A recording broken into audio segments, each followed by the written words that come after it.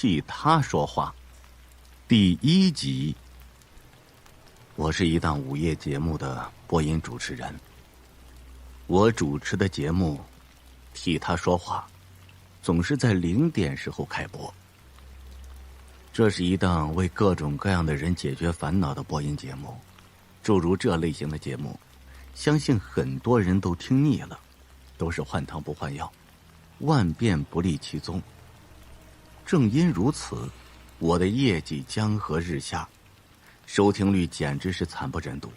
如果不是因为每天有很多人有烦恼，我的节目早就停了。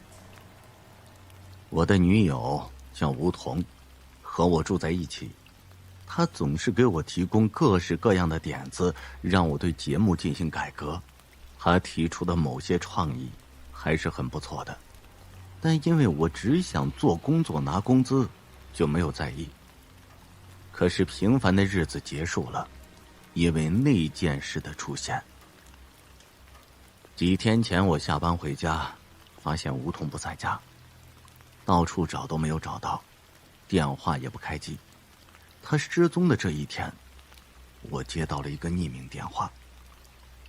电话那边的人说，如果我不想吴彤有什么危险，就按照他说的做。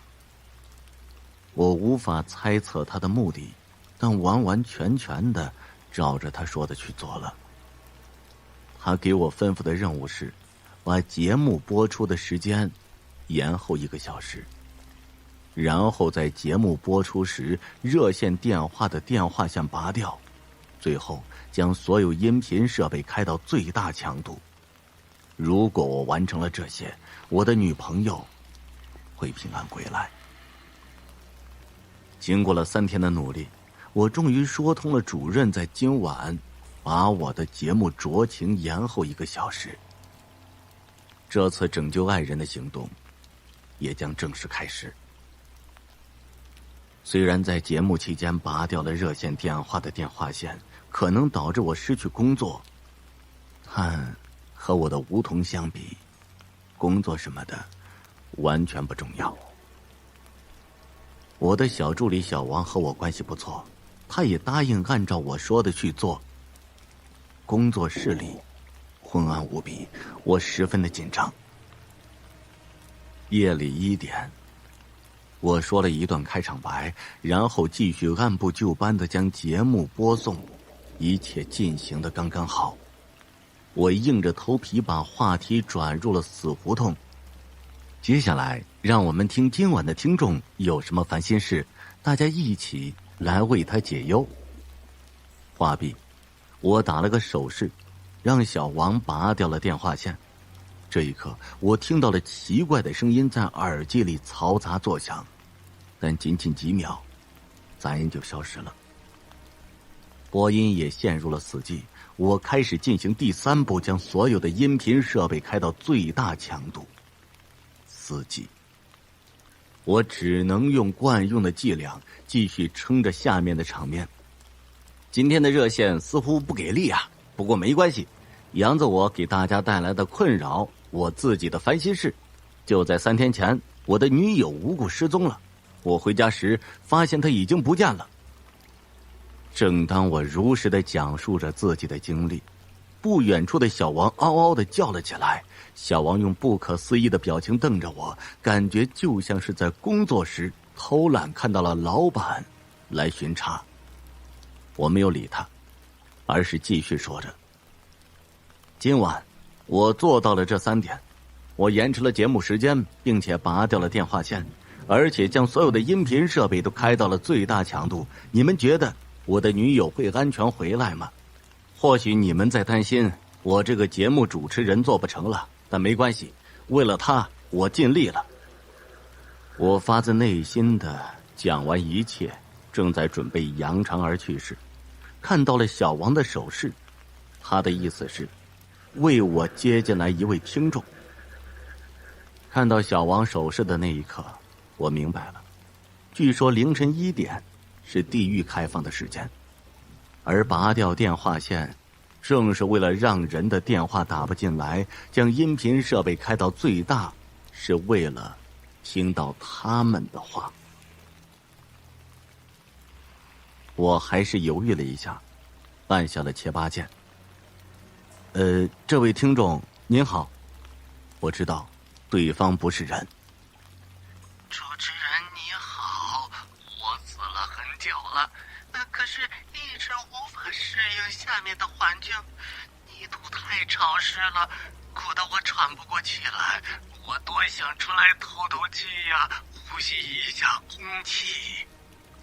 他的声音很诡异，音调也很另类，让人听不出来是男是女，是老是少。这不是我要说的内容，我要说的是死后的感觉太不舒服了。请问有没有什么可以让我复活的办法？哪怕只是一天，我也满足了。我做了20多年的人，竟然这一刻见鬼了。但身为一个合格的主持人，我必须控制好场面。这位听众您好，您的困扰呢，着实让人替您着急。我们现在很多人都因为感到生活压力大而厌世，甚至有的人想要自杀。可是他们没有想过死后其实更加痛苦不堪。不过话说回来，您的问题实在是有些高端，能不能给我几天的时间，让我帮您寻找一下答案？在节目的最后，我说通了电话那边的鬼，并争取3天的时间。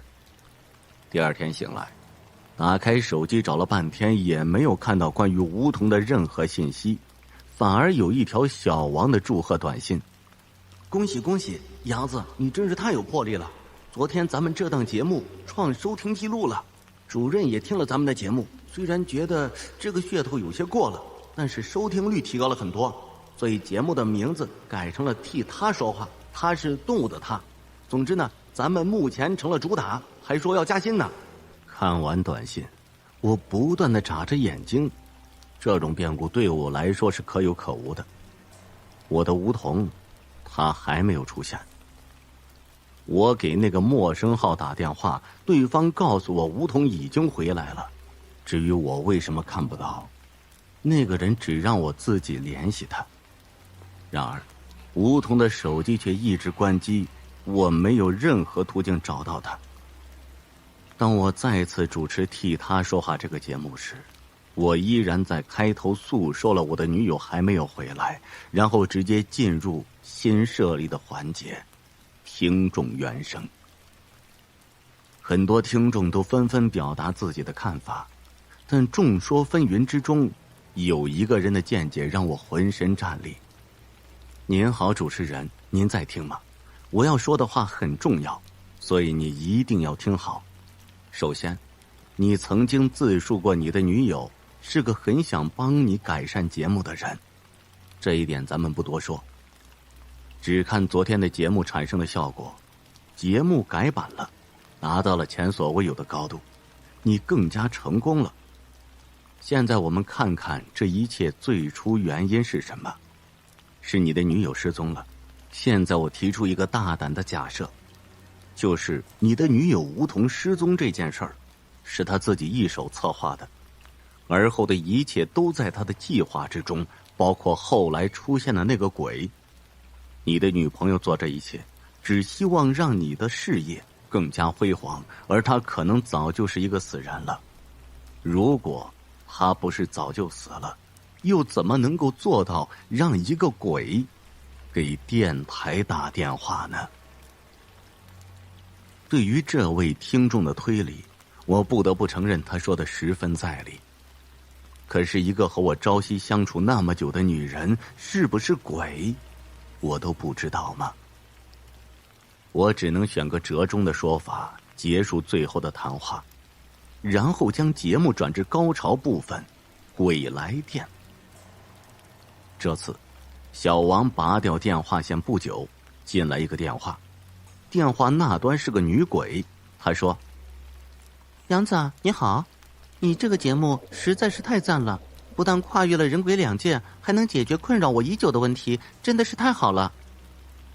请问您有什么困扰吗？嗨，我生前死得惨，所以死后冤魂不散。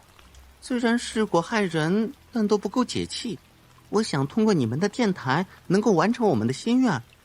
你能满足我吗？人死不能复生，你又何苦放不下？我还没说完，就听电话里传来了奇怪的笑声，并且持续了很久才消失。那女鬼的电话让我整夜都感到不适应，因为我担心她真的会做出什么恐怖的事来。然而没有想到的是，我的节目比之前更加受欢迎了。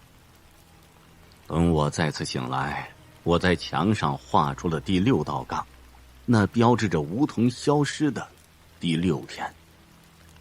这一夜注定染满鲜血的一夜，因为凡是在我听众原声环节打进电话的人，在挂电话前全都发出了惨叫声。那叫声撕心裂肺，让人听了感到窒息，而我的每一次询问换来的都是诡异的女人笑声。我忽然明白了，并且惊叫出来：听众们注意了，千万不要再试图给电台打电话了，那个女鬼已经在利用我们的电台进行着她的害人计划。如果我没有猜错的话，刚才打电话的人已经遭遇不测。我刚说完，小王便又为我接进了一个电话。这一次听众的声音让我感到熟悉。杨子你好，我是昨天那个人。我昨天就在想那个女鬼会不会这样杀人，结果她真的做了。不过你别担心，我现在要在这里对那个女鬼说：来呀，来杀我呀，有种来杀我。喂，您怎么能向一个鬼挑衅呢？我很担心她的安危。我既然敢说，就说明我不怕她。今天我要纠正一下，之前我的推理存在疏漏。你的女友在6天前应该是活着的，可是她很可能为了你的事业选择了死亡。她死后认识了很多鬼，这样就说得通了。可是今天那个女鬼用电台杀人的事情，应该是在你女朋友的意料之外。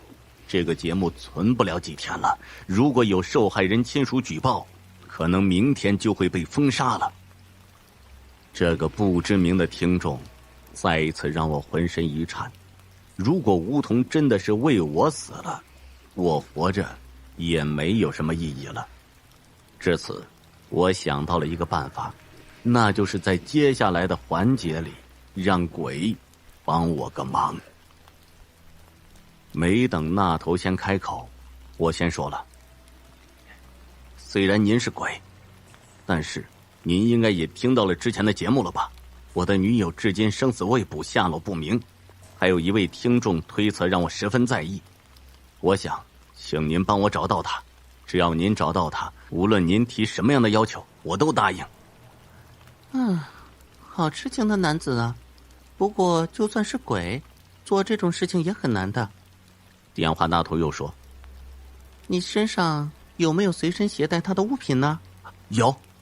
我说：好，你拿出来放在你的左手边的桌子上，我这就去拿。广播里只有我们的对话，我不想过多解释一句，听众们听到的都是真实的一切。当然，我把梧桐的手镯放在桌子上没几秒后，我就看到一只腐烂的手臂从机器里冒了出来，然后摸了摸手镯，之后又缩了回去。太不可思议了，从机器里伸出来的那只手是您的吗？一时吃惊，我把看到的内容给讲了出来。刚才我摸到了他的气息，这样的话，这个人应该不难找。电话那头停顿了一会儿，我只能把自己紧张的呼吸给播放出去。终于，几分钟后他说话了：找到了，找到了。我从椅子上跳了起来，他在哪儿？对了，我今天打电话进来是因为我觉得主持人的职业很有意思，我也想主持一次节目，可以吗？他转移了话题。此时此刻，因为我有求于他，所以为了找到梧桐，我忍了。你想怎么样都行，明天的节目交给你来主持，知道节目开始时间吧？就算他是鬼，我也想要把他挖出来，然后碎尸万段。放心吧，我是不会迟到的。电话就这样挂断了，我和那个家伙的交易只能到明天了。翌日，主任和我说，他们所有人都在用关系帮我扛着节目的压力，因为连续3天刷新的收听记录，这已经成为他们的骄傲。但尽管如此，这档节目也是有今天没明天的。当我熬到这一次节目开始时，我打着官腔说介绍一位新同事给大家认识。我心知肚明，现在听这个节目的人一定也知道这个同事不是人。等我介绍完，一阵阴森之气袭来，整个播音室都变成了扩大恐惧感的道具。一个黑影穿着西装出现在我的旁边，我把椅子让给他，然后示意他可以开始了。他的第一句话就说：嗨，你们好，这个节目从头到尾我都听过。3天前有一个死鬼问杨子有什么办法可以让死人复活，我就知道个办法，如果今晚他再打进来，我会告诉他。他表现得很好，我只好坐到了小王的位置，等待一会儿接人电话。小王因为知道今天我安排一个鬼主持节目，所以把位置让给了我。当节目进行到一半的时候，我收到了一条梧桐发来的信息：杨子，一定在做节目吧，请什么都不要管，快点离开播音室，快！当我看到梧桐的短信时，脑子里闪过了很多种可能。可读完短信之后，我毫不犹豫地离开了播音室。我无法忘记离开时那个正在播音的鬼看我的眼神，无法忘记我离开时发现平日里见到的几个工作人员都在诡秘地笑着我，他们身上的血迹我看得一清二楚。随后我收到梧桐发来的第2条信息：如果你还有勇气见我，请到西平街和南丰路交汇处找我。当我从出租上下来后，我看到一个娇弱的身躯蜷缩在马路边，他蹲在地上，抱着双腿低着头，手里拿着已经七零八落的手机。彤彤，告诉我发生了什么好吗？不要怕，我会一直陪在你的身边的。我对他说，并且试图抱着他，却发现自己从他的身体中穿过，仅仅是抱了空气。梧桐抬头看着我，告诉我了真相。7天前，梧桐一个人在家的时候，门被敲响了。敲门的是一个男子，他是一个在电台工作的人，最近打算做一档全新的午夜广播，却没想到提案被否决了。于是开始到处采访，希望了解听众的想法。梧桐便和他聊了很久，在谈话间不断的询问，竟然在最后问出了所有关于全新午夜档的计划。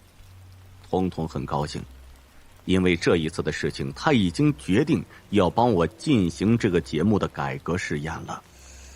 当天晚上，梧桐离开家，给我发了一条他被绑架的信息。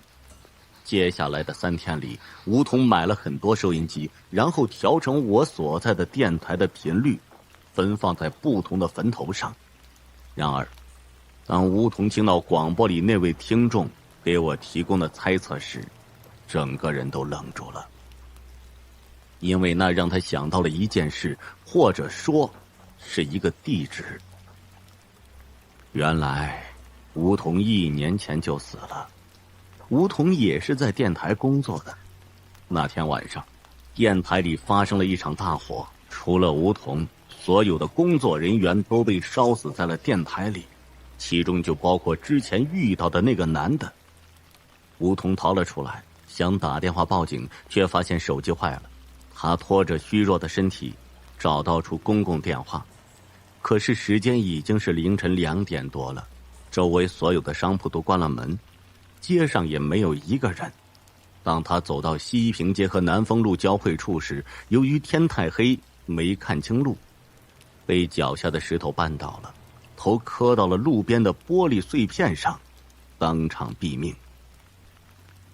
我现在才知道，我们为什么会在一起。原来你工作的地方，就是我死前工作的地方。当我发现你工作的地方已经没有一个活人的时候，就给你发信息，让你来找我。梧桐说，我就质问，你是说我在一个人都死光的电台里做了1年的节目主持人？他却不说话。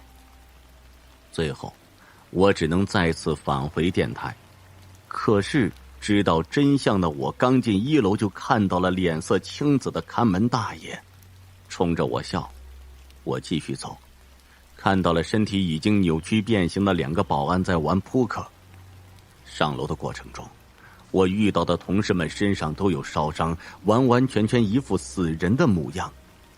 最后我去了档案室，找到了1年前的员工合影，在照片里我看到了熟悉的每一个人，包括小王、主任、我的女友梧桐。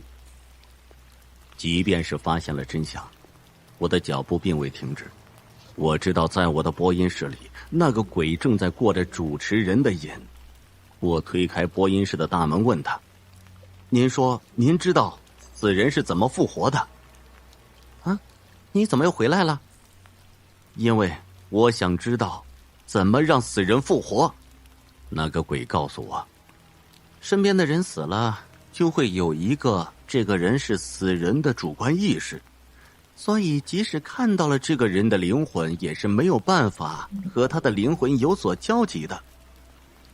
这一点我在前不久刚刚经历过。当我相信梧桐死了以后，便再也拥抱不到他了。我已经帮你2次了，这次就算是告诉你了，恐怕……那个鬼低下头，我愣了半天，瞬间惊讶到极点。2次？您的声音怎么有些熟悉？你是？呵呵，是我。无视自己已死，就像没死一样活着，但要让别人复活就很难了。只要彻底忘记这个人曾经死过，忘记做不到的，不过是骗自己，就没有真正的办法吗？我开始抓狂了。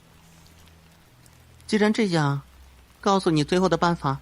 想让一个人复活，只要让他周围的人全部都死掉。对你来说，你和你的女友，生死殊途。如果真想和他在一起，可以选择杀死自己。那个鬼递给我一根电源线，我瞬间懂了，他为我付出太多了，我应该为他做点什么。自杀之后，我倏然起身，打算去找他。只是在我离开的时候，我听到身后的那个鬼兴奋地喊：终于得到了这么新鲜的了。听众朋友你们好，这就是我生前的故事。我死后和我的女友梧桐开设了一个阴间的替他说话的广播节目，每日都会邀请一位阳间的嘉宾来座谈，参与播音主持。现在我正在向阳间的朋友广发邀请函，听过这个故事的你们就收到了我的邀请函。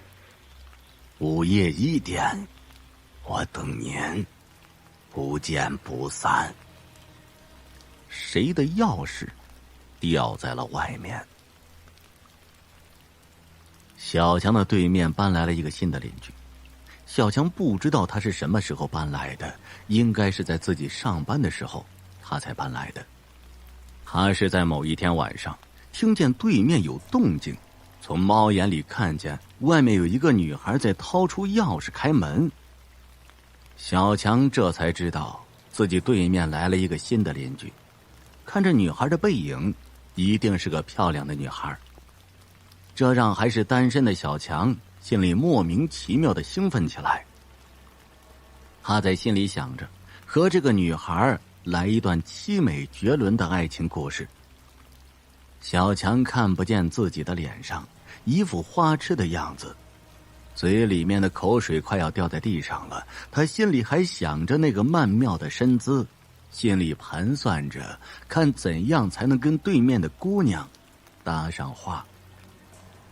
每天晚上只要听见高跟鞋撞击地面的声音，早上就迫不及待地扒着自己的门上，通过猫眼往外面看女孩。女孩似乎每天都这个时间回家，看来这个时间是女孩下班的时间。自己如果是想跟女孩巧遇的话，选择这个时间出门是再合适不过的了。现在自己只需要找一个巧遇的借口。小强呆呆地看着女孩掏出钥匙，不巧的是，女孩的钥匙掉在了地上。他慢慢地弯下身，捡了起来。他的动作很轻柔，完全符合一个美女的标准。小强在心里无数次地幻想着自己能够出去，跟女孩说上句话。女孩渐渐地喜欢上自己，成为自己的女朋友。自己和女孩可以永远幸福地生活在一起。每次想到这儿，小强就觉得自己是世界上最幸福的人。小强问房东什么时候自己对面的房子租出去了。房东奇怪地说：我什么时候将对面的房子租出去了啊？你是不是记错了啊？我最近司机的租了几个房子啊，都不是你对面的房子哎。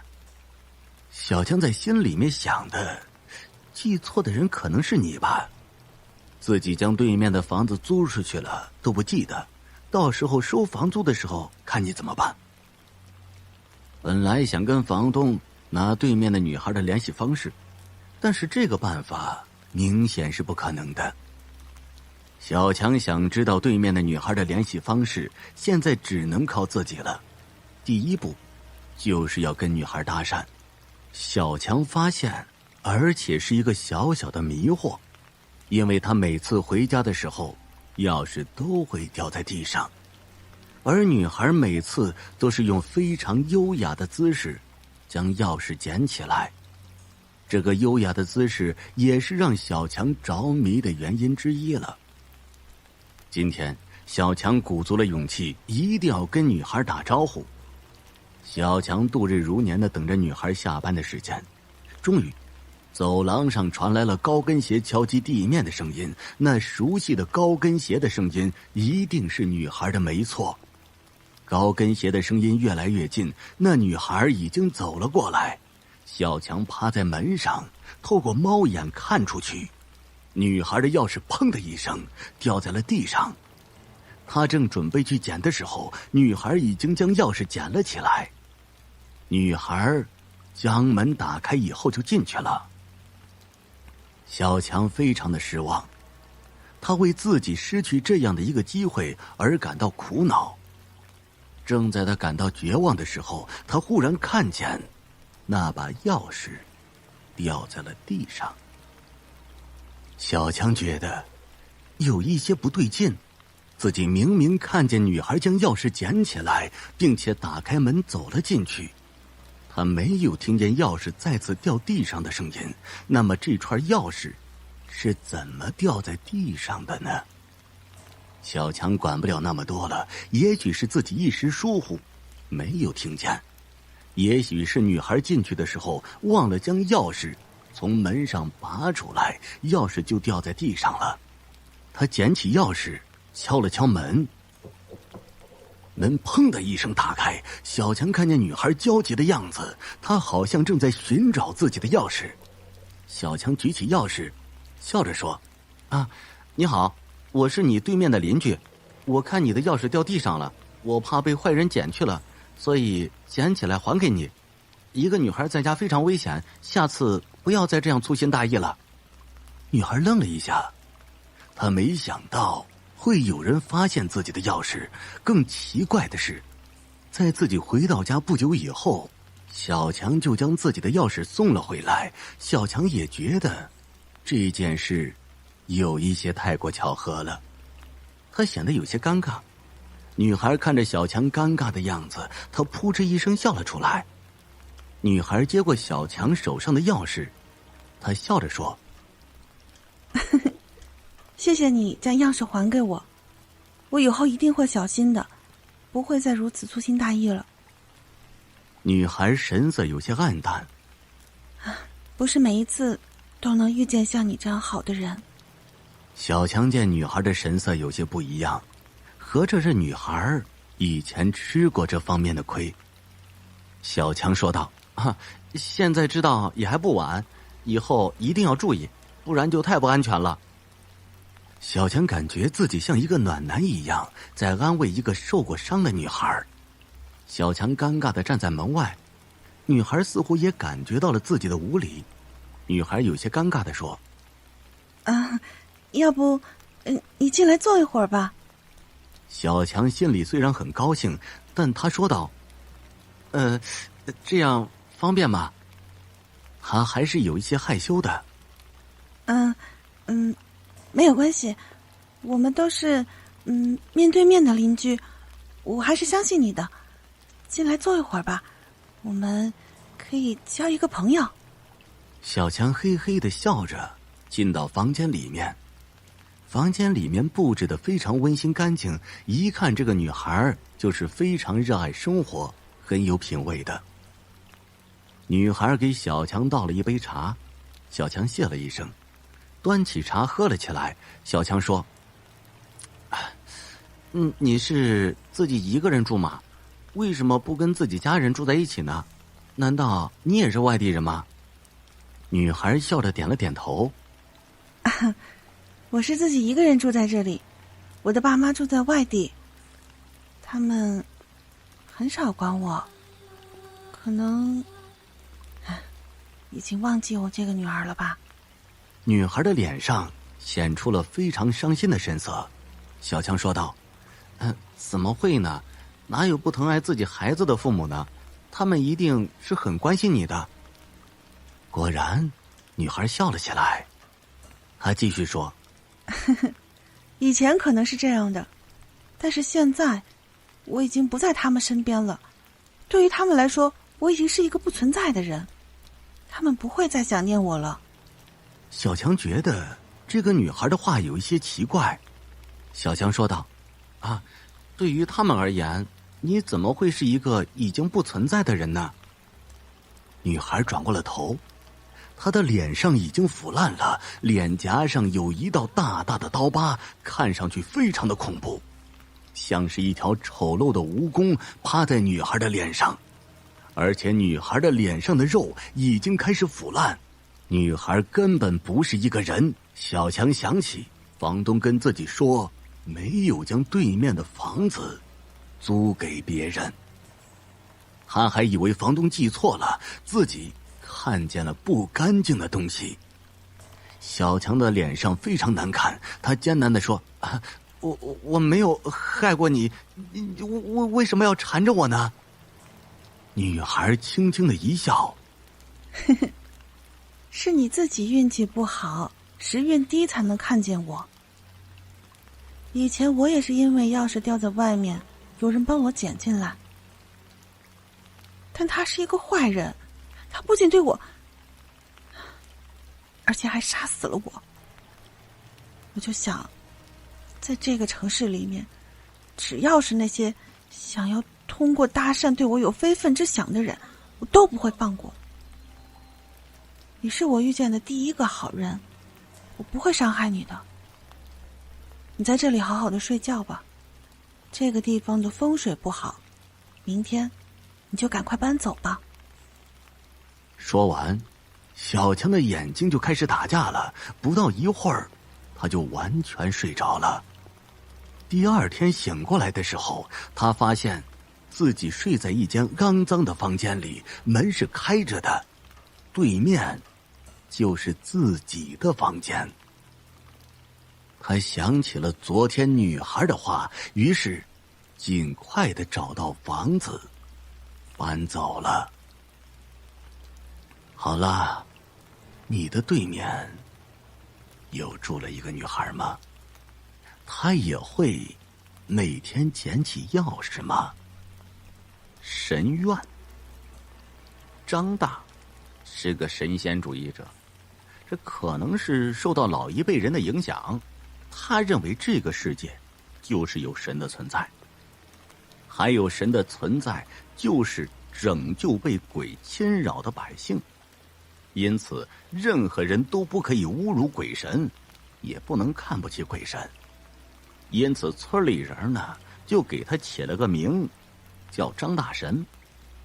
哎，这名字怎么和左手大神这么像呢？这个张大神呐还真有本事，至少把一个村里的人都很难解决的诡异之事都给解决了。那些本来不怎么信奉的人也莫名其妙的前来找他，解决一些看似很困难的事情。张大神也不是来者不拒，至于他解决了多少事儿，那就不知道了。反正看了很多上年纪的老太婆，经常去他家里，让他帮忙解决问题。这张大神的名字一时就在村里非常的响亮。那时候我们还小，不知道到底是发生了什么事儿，但是大人们对这事儿却闭口不谈，所以我们也只能暗自着急。这后来还是小胖想出了个办法，那就是找村里年纪最大的徐爷爷。徐爷爷是村里年纪可以说是偏大的，他都87了，至今硬朗得很。平时喜欢起得早，沿着这村里的小路走上一圈，还很喜欢跟小孩玩，尤其是我们这类只有7、8岁的孩童。小胖是谁呀？小胖是我的玩伴，也最听我的话。这打探这个诡异的事儿啊，还是我说出来，他去办的。现在有了这个目标之后，我们就想办法呢去进行。那时候7、8岁的娃都在坑边泥塘里捉蛤蟆逮蜻蜓的时候，所以时间是大把的。经过小胖的侦查和验证，基本掌握了徐爷爷的行动轨迹，所以我们针对的计划也应运而生了。这天午后也是蝉鸣的欢快时间，我们躲在一片地里这个树林下。这条路呢是村里去地里农忙的必经之路，而这条路沿着有一块平地，长着10几棵的杨树，下面还有一些绿油油的杂草，尤其是夏天炎热的时候，这里经常坐着几个抽着旱烟的老农，是一边闲聊一边纳凉。所以这块地儿呢可是最佳的拦截之地。很快吃了午饭，我不顾父母的喊叫，就和小胖一起跑到这片树荫下，准备守株待兔。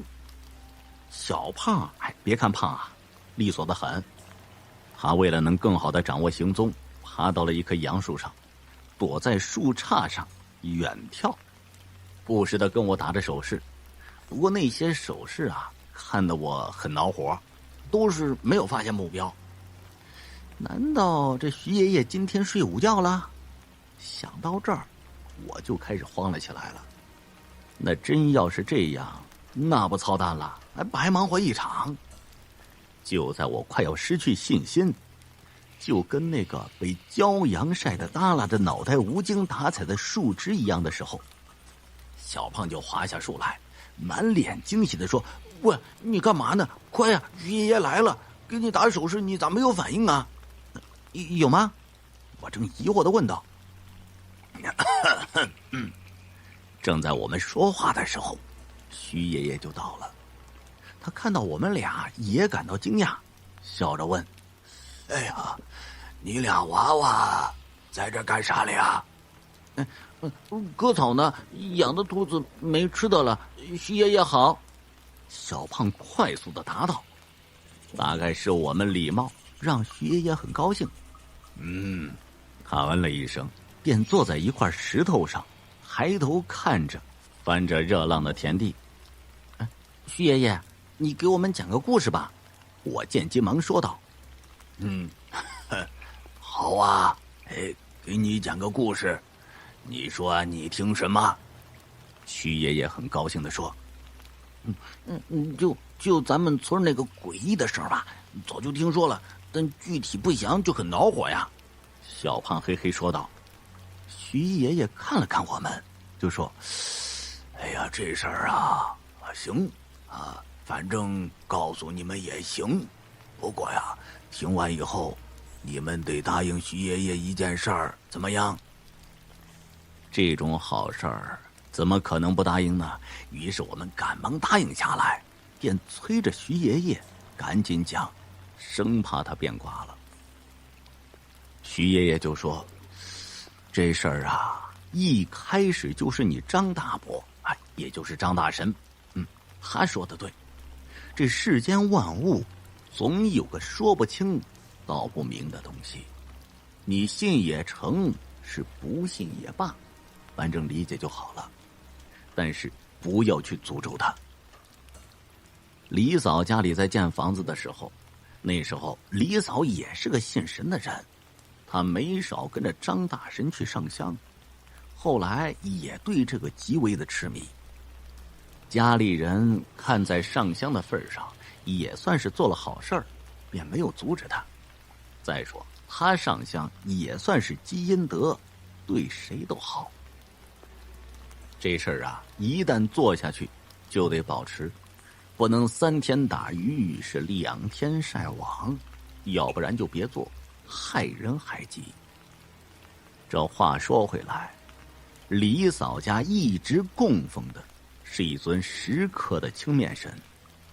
在拆房子的时候，张大伯来了，给李婶说这神一直供着不能停，你这都要搬新家了，就更应该告知神，要不然神有了怨言了会遭报应。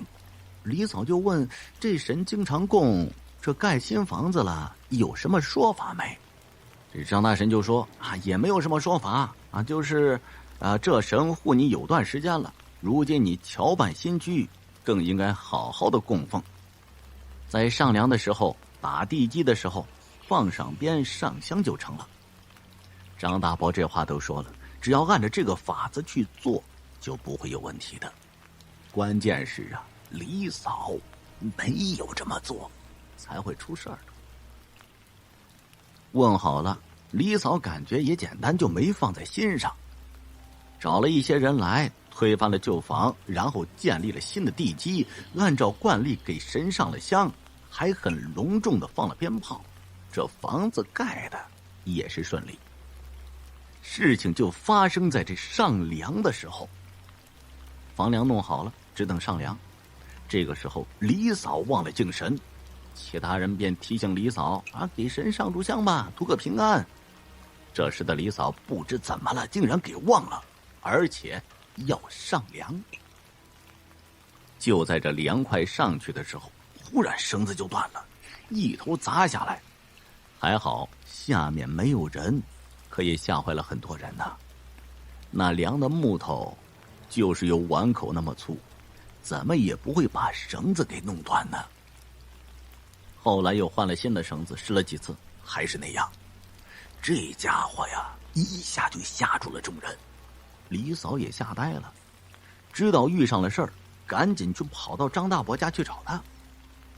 张大伯听了以后就赶紧跑了过来，他看了看情况，然后说是不是没有给神上供。李嫂一听，嘿，还真是没有上供。张大伯听说以后，便用一条红色的布蒙住了神的眼睛，然后又拿着贡品摆在神像前，诚心跪拜，燃了锡箔，随后又让李嫂杀了一只白公鸡，这才揭开了神像眼睛上的红线，随后说好了。奇怪的是，这大梁竟然架上了，没有再出现坍塌的情况。心理医生第1集。一个人患上了心理疾病，他可以寻求心理医生的帮助。但是如果一个心理医生患上了抑郁症，那么他该找谁呢？我以优异的成绩考上了地市军医学院，又以不可思议的好运被心理系录取。我之所以这么说，是因为这所学校招生要求实在是太苛刻了。大学4年时间很快过去，只要通过实习就能圆满的毕业了。我实习的职务不是医院的心理医生，而是一所中学的心理辅导员。我对学校的这个安排十分的不满，不过不服从也没办法。经过长达7个小时的颠簸，我抵达了位于 A 县的汽车站。这里离我实习的地方还有2个小时的山路。一辆破旧的面包车早早的就在那里等我了，这是中学派来接我的车。小林同志，一路辛苦了。一位老年人热情地向我伸出了手。我姓王，树人中学的校长。我真没想到还能享受校长亲自接驾的殊荣，一种虚荣感填补了旅途的疲劳。面包车在石渣小道上艰难地行驶着，车身因为路面的颠簸发出了哐当哐当的声音，让我一度以为这是车的某个零件被抖掉发出的声音。我发出了一声感慨，这路还真不好走啊。哎呀，今天呢还算好的，要是遇上下雨天呢，这路根本无法通车。校长娴熟的握着方向盘。随着时间的推移，黑暗渐渐的侵袭了街道，车灯有气无力的探出不足5米的光线。面包车摇摇晃晃的行驶着。虽然王校长一再宽慰我不用担心，但我仍然把心提到了嗓子眼儿，生怕一不小心掉入沟洼或者翻落悬崖。事实证明我的担心是多余的。2个小时后，一栋建筑物出现在我的视野中。听校长说，那就是树人中学了。树人中学静静地屹立在黑暗里，学校周围一圈是瘦小的围墙，但光线太暗，看不清是有什么东西建造的。教学楼约莫有4、5层高，瓷砖雪白。随着视线的推进，我终于看清了环绕在学校周围那一圈矮小的墙壁，居然是一圈3米左右高的铁网。铁网死死的将整个学校给围拢起来。我想到了监狱，监狱里关的是囚犯。哎呀，这是为了防止学生上课期间外出的。王校长向我解释道。这个解释没能让我安心。不知怎么，这所中学给我的感觉不像是一所教育用地，它更像是一所隐匿在郊区的实验基地。不安。吃过饭后，我被特意安排到了一间单人宿舍。校长说家里还有点事儿，明天一早再来和我谈工作上的事儿，于是就离开了。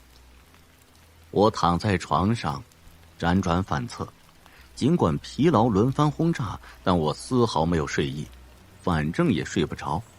我索性披了件外套起床了。走到窗前，天已经完全黑了，操场上的健身器材在昏暗的灯光下显出淡淡的轮廓。再往远处看，就是那圈让人心慌的铁网了。它像是在对进来的人说，谁也不准出去。我拍了拍脑袋，打断了这一系列的恐怖联想。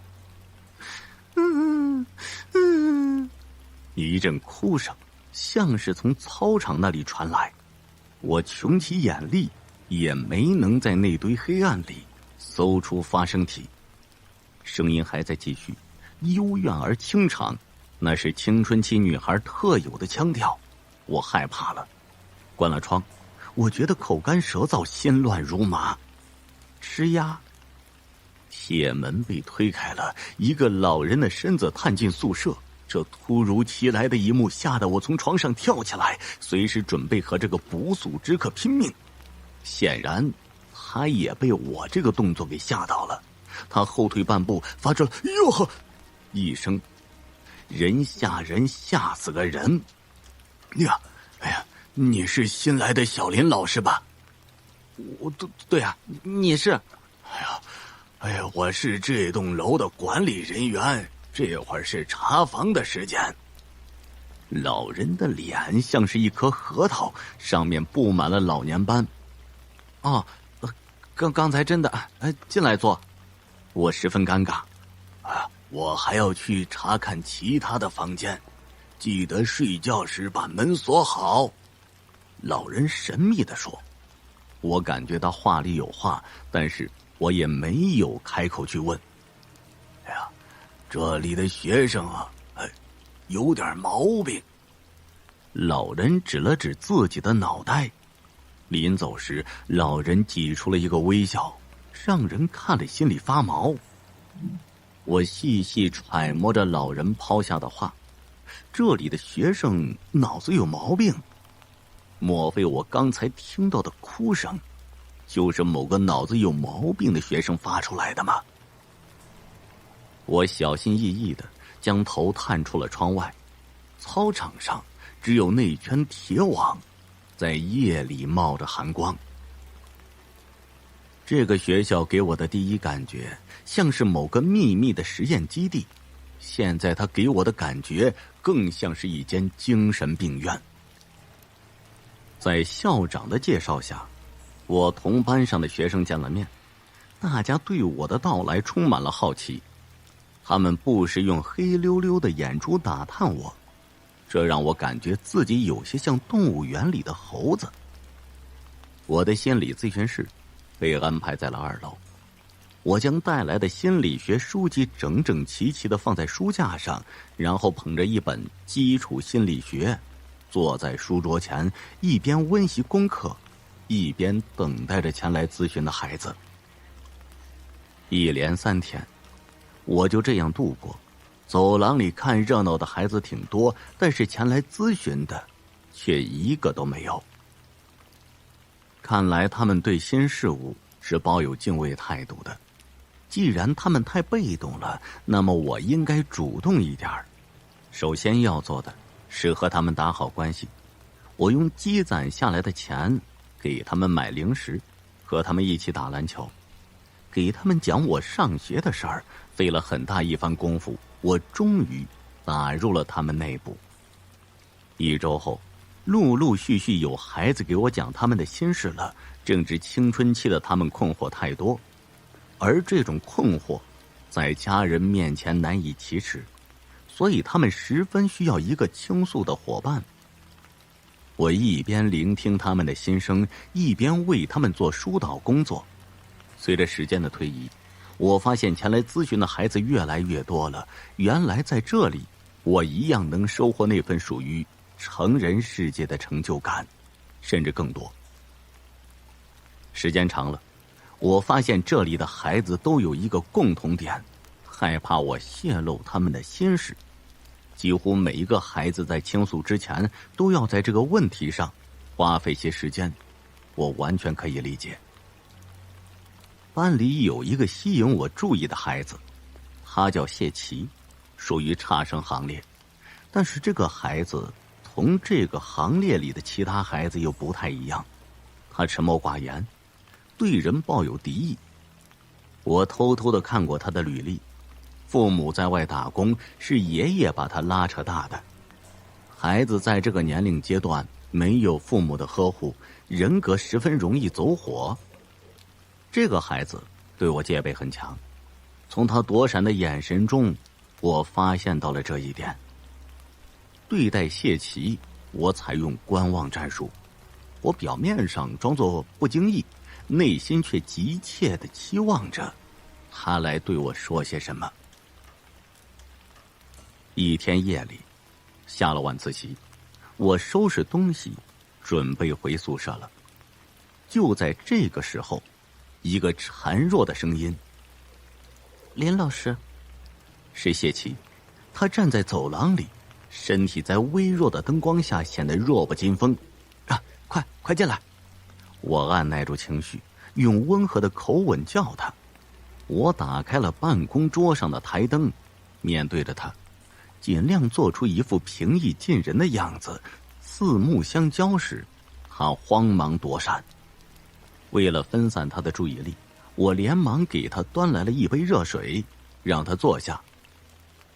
老师，这件事在我心里憋了很久。他丝毫没有理会那杯热气腾腾的水，我没有说话。根据我的职业判断，他还会有下文的。你能不能替我保守秘密？他的眼睛里闪过一丝光亮，我早就料到了。放心，保守秘密是我们做这行的规矩。换句话说，如果连这个我都保证不了，我也不可能坐在这里和你聊天了。你说是不是？这秘密不一般，绝对保密。他迟疑了一会儿，认真道：“你发誓？”我心里苦笑一下。好，我发誓，如果我把谢奇的秘密说出去的话，就死，被我杀死。我的喉咙一堵，像是吃了一只苍蝇。他直勾勾地盯着我，似乎能看穿我的心思。作为一名心理医生，我居然反被自己的病人洞悉。我点了点头，应允了那个关于杀死我的誓言。我杀了人。他逐字的从嘴中吐出。我的第一反应是震惊，但随即一想，这事儿几乎不可能的。首先，他既然担心秘密外泄，为什么要说给我听呢？其次，我研究过犯罪心理学，对于罪犯来说，提及他作案的事实几乎是每个罪犯的大忌，除了精神病患者，绝对不会这么坦然自若地说出来。既然是不可能，那么他编造这个谎言的目的何在？为了引起我的注意吗？我在心里缜密地忖度着。作为学生，要保持健康乐观的心态，不要沉溺于幻想啊。我没有说谎，我说的都是真的。他狠狠地打断了我。我有生以来第一次对一个中学生产生了恐惧心理。我是从小被爷爷带大的，我爸妈在外地打工赚钱。我不是没有爸妈，他们在外地赚钱供我上学。他的情绪异常激动。他骂我没有爹没娘，所以我杀了他。他从背后取下自己的书包，书包的底部有红色的液体在滴淌着。我的内心涌起一股强烈的不安。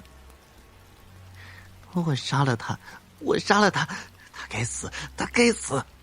他从背包里拿出了一截残肢，是一只手掌，上面沾染了一层腥浓的血液。我条件反射的往后一躲，连同板凳一起跌坐在地上。说出来后，心里好受多了。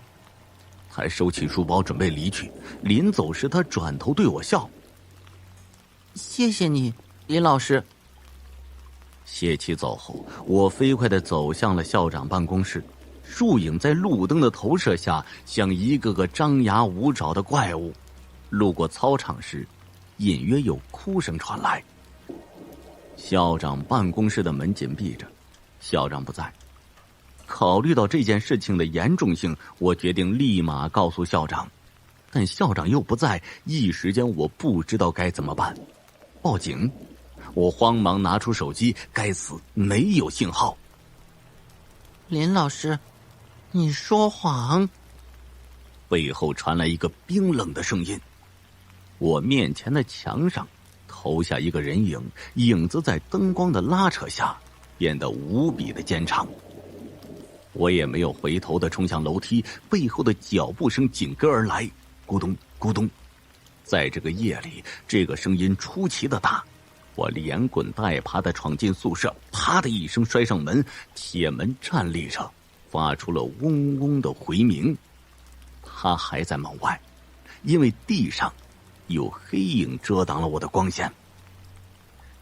违背誓言，你要被我杀死！我屏住了呼吸，视线集中在那个影子上，长达10分钟的死寂后，人影不见了。门的缝隙里重新透进来一缕光晕。我将书桌搬进来挡住了门，然后躺在床上，双眼死死地盯着铁门。整整1夜，我没喝过烟。第二天一早，我迫不及待地将昨天晚上发生的事情告诉了校长。他表情十分震惊。我说要不要先报警？他沉默良久。先把这事情调查清楚。树人中学只有3个班，初1、初2、初3。谢奇读初1，此刻我正站在初1的教室里。谢奇居然若无其事地拿着一本书在读，书名叫做《表演与艺术》。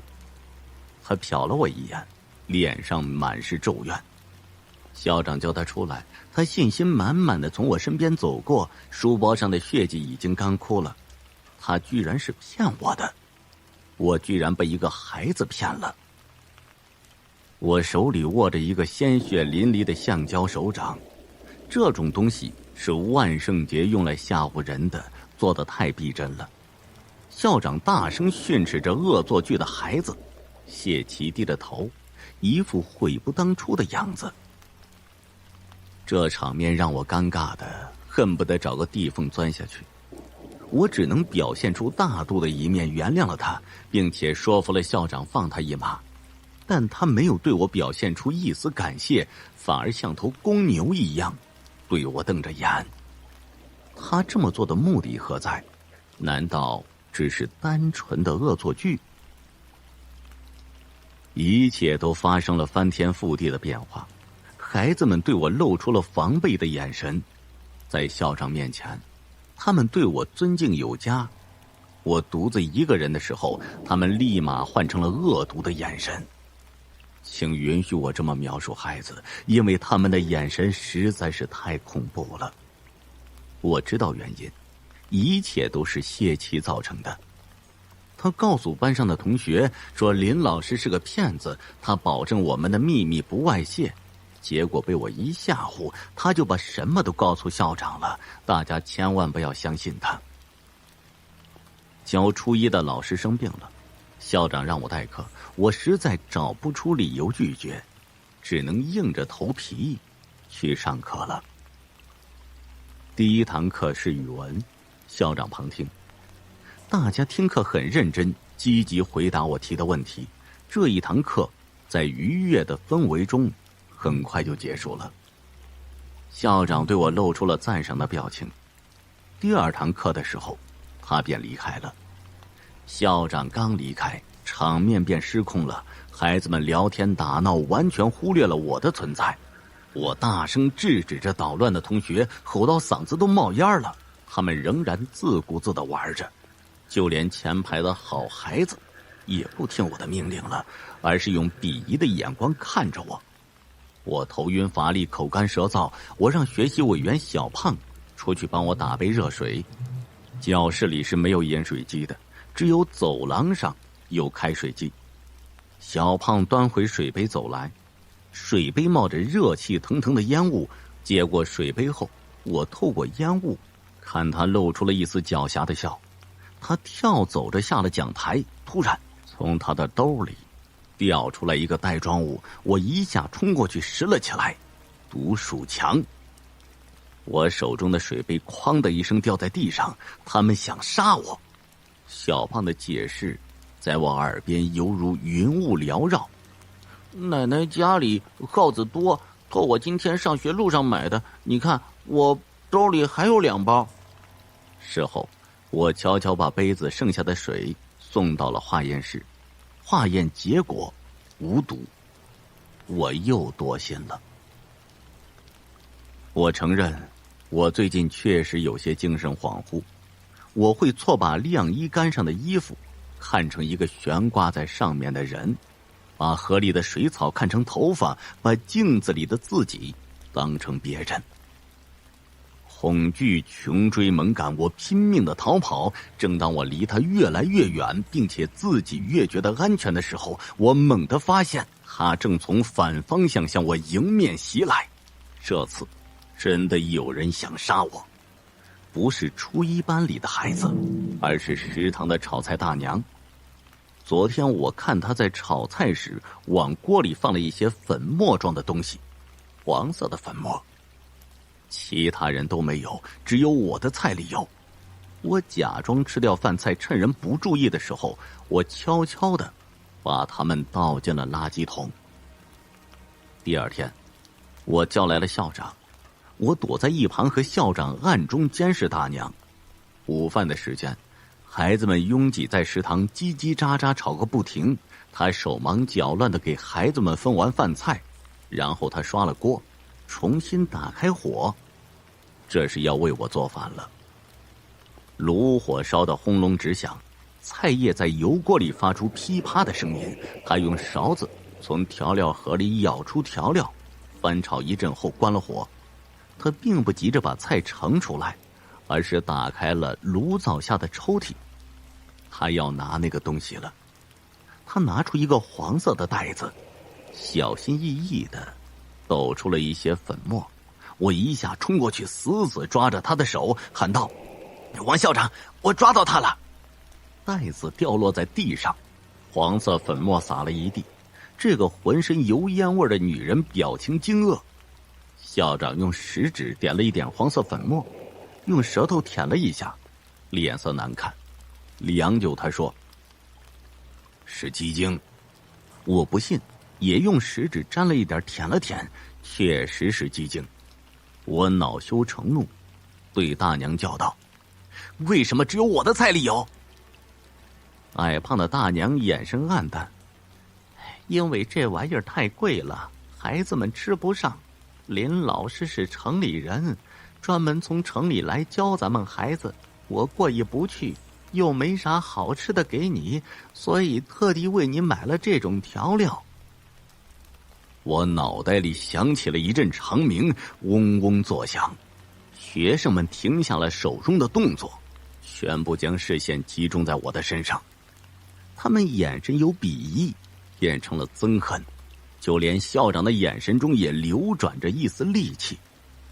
谢奇第一个走出了食堂，我和学生们的局势越来越紧张了。为了改变这种局势，我决定做一次彻底的改变。我嘴上说男人应该大度一点，其实心里害怕。随着时间的流逝，大家忘掉了一些不愉快的事情，渐渐的，孩子们不再和我唱反调，甚至开始亲近我了。我明白了一个道理，只要用心付出，就一定能获得回报。但谢奇仍然对我冷眼相向，他的眼神里包含了很多意思，最突出的就是嫉妒，嫉妒其他同学和我亲近。6一儿童节，校长专门借来了投影仪，准备在晚上为孩子们播放一场电影。傍晚，大家早早地聚在教室里，满心期待地看着讲台上的校长。校长吃力地摆弄着一台老式笔记本，鼠标在投影布下笨拙地游走着。大家都笑了，气氛是幸福和谐的。电影开始了，我的脸上笑容僵住了。白色投影布上映出了电影的名字，是4个漆黑的大字：泄密者死。电影是校长提前让孩子们挑选的，有人向校长极力推荐了这部电影。这是一部香港早期的悬疑片，画面呈黑白色，演员表演生硬，剧情牵强附会。这是一部十足的失败作品，大家都不喜欢看。从电影放到现在，他们都没有正眼瞧过一眼。但是电脑上只下载了这一部电影，校长也只能硬着头皮将它播放完了。既然大家都不喜欢，为什么要播放呢？换句话说，这部电影是某人特地为另外的某人播放的。电影的内容很简单，主角叫汪峰，泄露了朋友耗子贩毒的秘密，害得耗子家破人亡。耗子发誓要活剥王峰的皮。影片播放到这里，耗子成了主角，他千方百计地寻找王峰，最后在一个阴云密布的晚上，耗子用迷药迷倒了王峰，在一间废旧的仓库里兑现了自己的诺言。他用手术刀划开了王峰背上的皮，把他整个脱了下来。剥皮的过程十分的血腥，大家都慌忙地捂着眼睛，只有谢奇着迷地盯着投影部。放电影的过程中，我一直在极度的惶恐中度过。我感到有人在偷窥我，有人在暗中观察我的反应。我假装不经意地回过头，发现居然是校长。黑夜中，一只冰冷的手悄悄地爬上我的后背，他用锋利的指甲划开了我的皮肤，然后呲啦一声，像拉链一样拉开了我的皮。我猛地从床上坐起来，额头聚集了一圈微小的汗珠，我大口地喘着粗气。还好只是一场梦。沉闷的天空响起一声炸雷，紧接着下起了稀里哗啦的大雨。我突然感觉手里握着一个东西，软绵绵、沉甸甸的，很有肉感。我抬手一看，手里握着一只血淋淋的手臂，断裂处的青筋和血管混杂在一起，青红两色狰狞的裸露在空气里。我尖叫的把它扔出去，它在地上弹了一下，便静静地躺在那里一动不动了。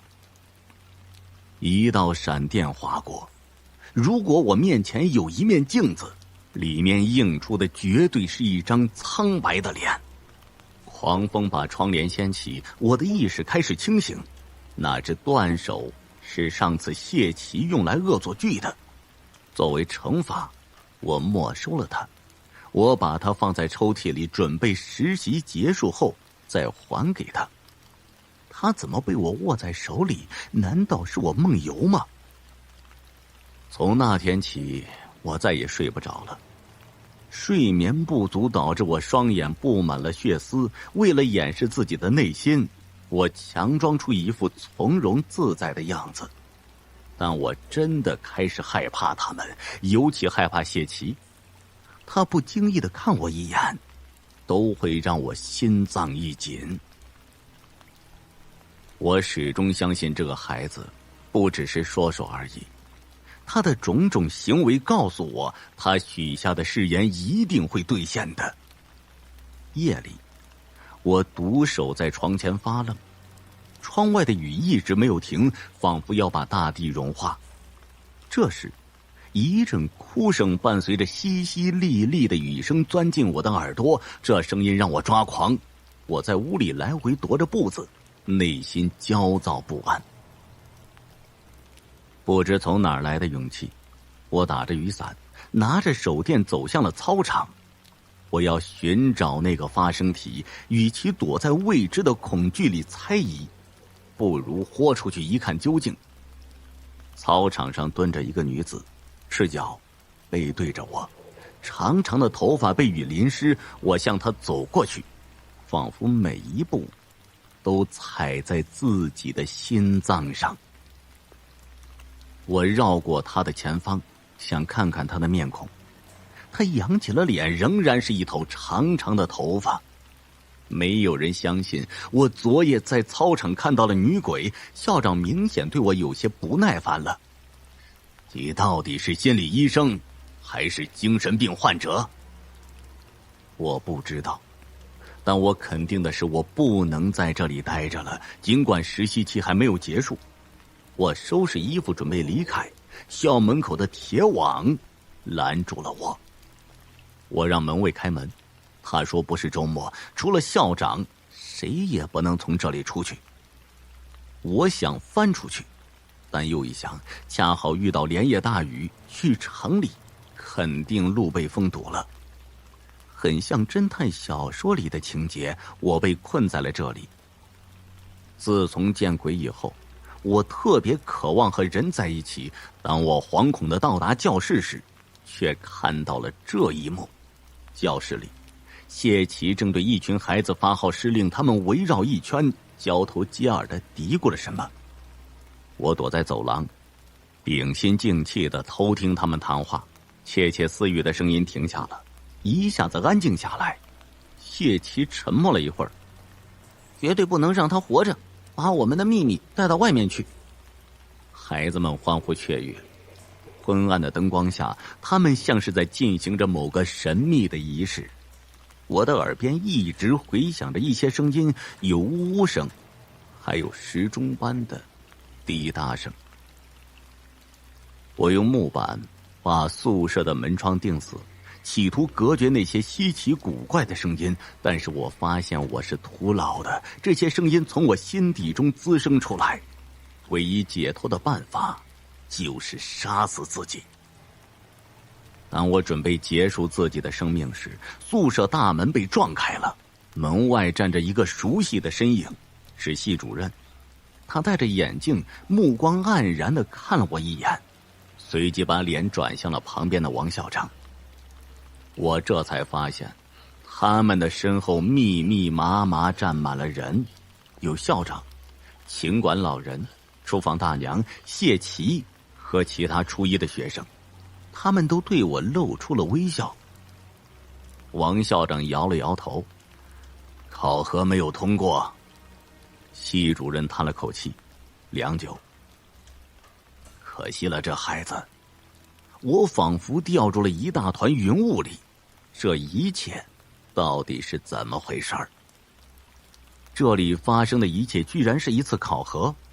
我们大学一手策划的考核，每一届的心理系的尖子生都要参加这样的考核，目的是测试我们的心理医生的精神力。学校租来一间实验室，学校的学生是请来的临时演员，他们实际上都是某中学表演系的孩子。谢奇是他们队长。此刻他拿着那本《表演与艺术》，对我露出了有些歉意的微笑。不容置疑，这孩子的演技无可挑剔。系主任对我说，心理医生是个危险的职业，不光是靠优异的成绩就能胜任的，你们要和各种形形色色的患者打交道，有疯子也有天才，有天使也有魔鬼，最可怕的就是那一部分天才，他们有着无懈可击的人生观和缜密的思辨能力。心理医生在疏导的过程中稍有闪失，便会被带进他们的世界，然后成为另一个精神病患者。这种危险是精神上的，它能轻而易举地摧毁你，所以心理医生必须具备强大的精神力，不论身处何地，都应该坚定不移地相信自己的观念。正因如此，学校才会不惜成本地安排了这场考试，这是对你负责，也是对社会负责。显然我的精神力不够强大，这场考试我彻头彻尾的失败了。我被他们精心布置的陷阱折磨得日夜不安，心力交瘁，患上了心理疾病。但我并没有为这次失败而感到沮丧，我庆幸这只是一场游戏，一切都结束了。